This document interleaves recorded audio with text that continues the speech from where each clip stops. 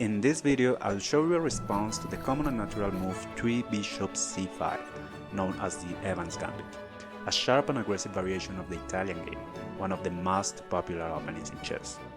This opening focuses on quick development and creates exciting tactical opportunities, including a few traps against black if they're not careful.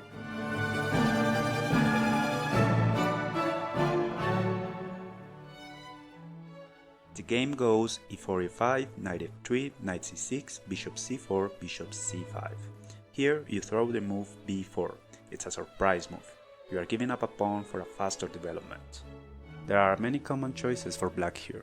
They can accept the gambit, to which you answer with c3.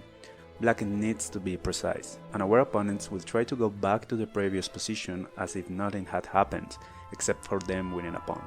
But bishop c5 is inaccurate. You play d4, a solid move that also increases the chances for your opponent to make a mistake.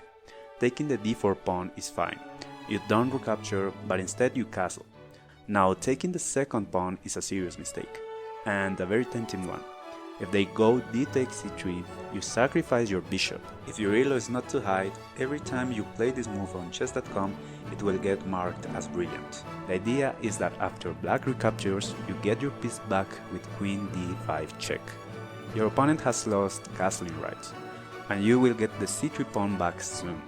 This is winning for white, and to continue, you should focus on development and bringing your pieces into the attack. Alright, so that makes the bishop c5 line very dubious. A much better move is bishop a5. In that case, we go d4. Once again, in the vein of e takes d4, we castle kingside, leaving that juicy pawn for black to take, in which case we go queen b3, aiming at that f7 weakness that black's queen has now to protect. After that, we recapture the c3 pawn, and white is having a significant advantage. From here, we are following a game of Fischer against Ruben Fine in 1963. After knight f6, Fischer exchanges the knights and opens up the e-file. Black plays knight e5, which, after the trades, leaves the black queen in an awkward spot. Bishop b2 is a powerful move that continues the attack on the king side. After queen g5, h4 deflects the queen from the g-file, allowing bishop takes e7. Rook g8 allows a sacrifice in e1, which forces the king into d8. In the game, black didn't take the rook, but it doesn't make much of a difference. Now, queen g3 attacks an undefended queen that cannot leave this diagonal, otherwise allowing bishop f6 check and mate to follow soon. Black resigns in this position. Let's go back a few steps. If we castle and black refuses to take the pawn, but instead chooses a good move like knight g to e7, we attack in the right lever fashion with knight g5, once again aiming at that f7 pawn. A move that equalizes is to go d5, but another idea is to defend f7 by castling. This proves to be a mistake as queen h5 is now possible, and both f7 and h7 cannot be defended at once. There are other interesting variations in this line, but for now let's move on to the lines in which black refuses to take on d4. If they go knight f6 attacking that undefended e4 pawn, we immediately attack with d takes e5. A following mistake will be knight takes e4, since that runs into queen d5. Black can't defend against mate and preserve the knight at the same time. A more sensible move is pushing d6, opening the diagonal for later development of the bishop. In that case, we pressure black's weakest pawn on f7 with queen b3.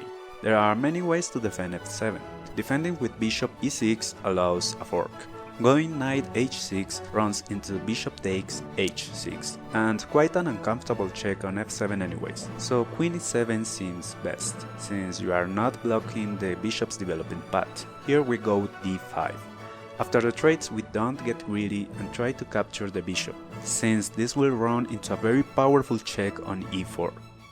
Instead, we castle kingside, and after bishop b6, we develop our bishop to the long diagonal and recapture with the knight, so later on we can go for the bishop pair with knight a4. So far we've seen two continuations in the Evans Gambit accepted. However, there is another line that is also played from time to time, which is bishop e7. Here we answer with the usual d4. If e takes d4, queen b3 now seems much more threatening, as queen e7 is not possible anymore. Knight h6 once again runs into bishop takes h6, and since black is losing castling rights, they might as well claim the bishop pair, so knight a5 wins the light square's bishop after the check. Possible continuations have many tactical ideas, using the queen and the knight on f3. For example, d takes c3 allows queen d5 check, to which king e8 allows white to win a piece with knight to e5.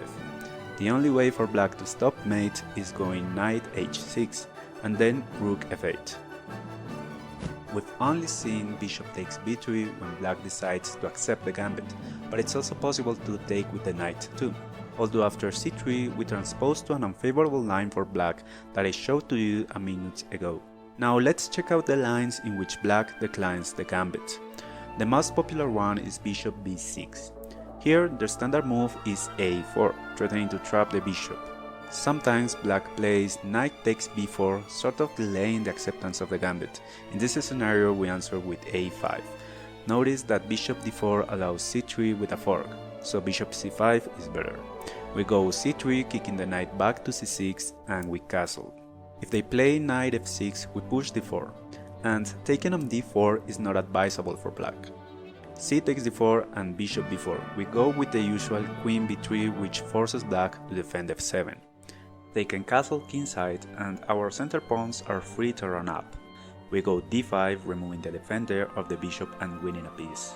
If, instead of castling, they defend f7 with the queen, also adding a second defender to the bishop on b4, we play e5, making the knight move. If it goes to e4, we go queen d3. Since the knight doesn't have available squares, black has to go f5 to be able to recapture with knight takes f6, or they lose a piece otherwise.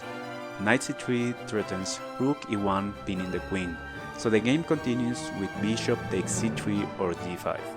White is already in a winning position with a nice lead in development. That's a possibility when black delays accepting the gambit. The main line in this position goes with the move a6, making room for the bishop.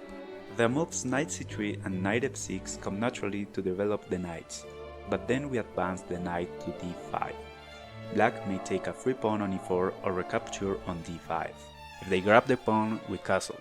They go d6 and we can open our bishop diagonal with tempo. This allows us to pin the knight and threaten to ruin the kingside pawn structure. Black doesn't have the same option since they can only attack f3 with the bishop. c3 stops knight d4, so their best option is bishop e6, after which we play c3 in order to restrict that knight and cover the b pawn. In case of h6, remember to take with the bishop, since that d5 knight is much more stable. Same thing if they castle, although that move seems pretty rough for black. Instead, they might notice that this d5 knight is quite a good piece for white, so they should exchange it for the light square bishop. They now can safely castle, to which we advance a5. Now look at this beautiful queen move, queen a4. Black cannot preserve intact their pawn structure anymore. If the queen defends the c6 knight, we take f6, and if they defend f6, we take c6 and win back a pawn. So that happens when black takes that e-pawn at the cost of development. If they play a more sound move like d6, we grab the bishop pair, and we cover that loose e-pawn. This move here is important because anything else is a mistake, so be careful in this position. After both sides castle, moves like bishop g4 and knight takes b4 keep the game balanced, with neither side having a decisive advantage just yet. If they play something like rook e8, the idea of bishop g5 can be followed by h6, which is fine, and maybe g5, which is a mistake by black, since white can sacrifice a piece for two pawns and a vulnerable king. Another less common line after bishop b6 is going a5, to which there is only one correct answer, b5. Any other move is a mistake.